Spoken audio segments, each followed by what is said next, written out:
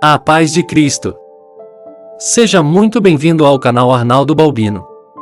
No vídeo de hoje, somos conduzidos a uma das advertências mais sérias, profundas e atuais pronunciadas por Jesus, registrada em Mateus capítulo 24 versículo 12, quando ele declara: "E por se multiplicar a iniquidade, o amor de muitos esfriará", palavras ditas no Monte das Oliveiras, de frente para Jerusalém e para o majestoso templo, dentro do chamado Sermão Profético, Mateus 24 e 25, com paralelos em Marcos 13 e Lucas 21, num momento histórico carregado de tensão política, opressão romana, crise moral e profunda decadência espiritual. Os discípulos perguntavam sobre o fim, mas Jesus responde revelando que antes do colapso visível haveria uma erosão invisível no coração humano, pois a palavra usada para iniquidade é anomia, que significa viver sem referência à lei de Deus, algo que a Bíblia já havia mostrado em outros períodos críticos da história, como antes do dilúvio, quando a maldade do homem se multiplicara, Gênesis capítulo 6 versículo 5, e nos dias dos juízes, quando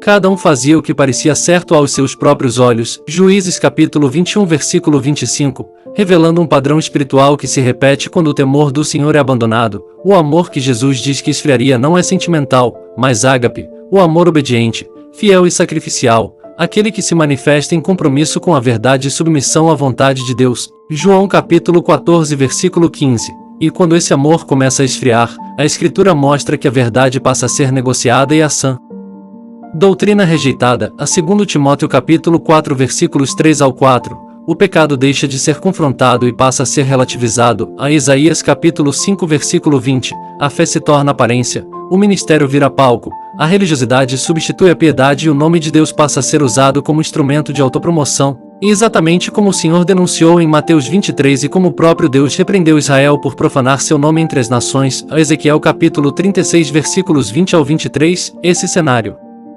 não é apenas teológico, mas histórico, pois Flávio Joséfo, historiador judeu do primeiro século, descreve em Guerras dos Judeus uma Jerusalém dominada por líderes corruptos, violência interna, disputas religiosas, exploração do povo e um templo que havia perdido sua função espiritual, confirmando o contexto no qual Jesus profetizou que não ficaria pedra sobre pedra. Mateus capítulo 24 versículo 2, algo que se cumpriu tragicamente no ano 70 depois de Cristo, quando a cidade foi destruída pelos romanos, mostrando que o colapso externo foi consequência direta de um esfriamento interno. O Monte das Oliveiras, local carregado de significado bíblico, associado à vigilância, à oração e ao juízo de Deus. O 2 Samuel capítulo 15 versículo 30, Zacarias capítulo 14 versículo 4, Mateus capítulo 26 versículo 36, torna-se o palco desse alerta porque Jesus chama seus discípulos, e a igreja de todas as épocas, a permanecerem espiritualmente despertos quando a iniquidade se multiplica e o amor corre o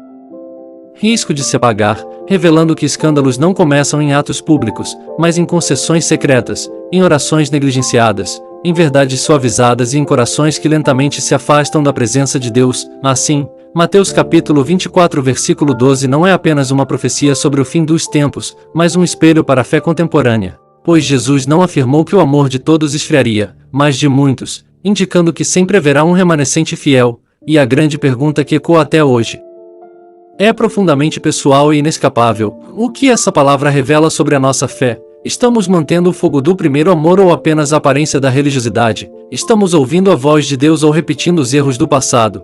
Estamos vivendo um cristianismo de essência ou de conveniência? Se essa mensagem falou com você, deixe seu like, compartilhe e participe nos comentários. Inscreva-se no canal Arnaldo Balbino para não perder os próximos vídeos e ative o sininho para receber todas as notificações. Que Deus te abençoe.